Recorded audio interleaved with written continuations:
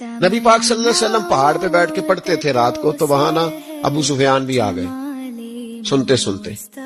کیونکہ انہوں نے پابندی لگائی ہوئی تھی کہ کوئی بھی بندہ وہاں نہ جائے، سوشل بائیکاٹ معاذ اللہ کیا ہوا تھا، کوئی نہ ادھر جائے، تو سنتے سنتے ابو سفیان آ گئے۔ کہتے ہیں حضور قرآن پاک پڑھ رہے تھے تو مجھے لطف بڑا آیا سننے کا،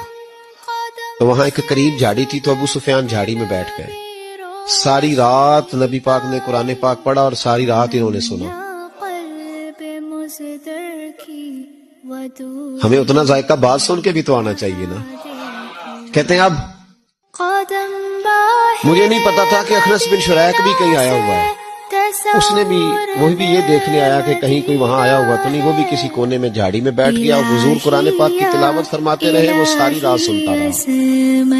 ادھر سے کہیں ابو جال بھی آ گیا، پتھر دل تھا، پر میرے مصطفیٰ قرآن پڑھتے تھے تو کان اس کے بھی کھڑے ہو جایا کرتے۔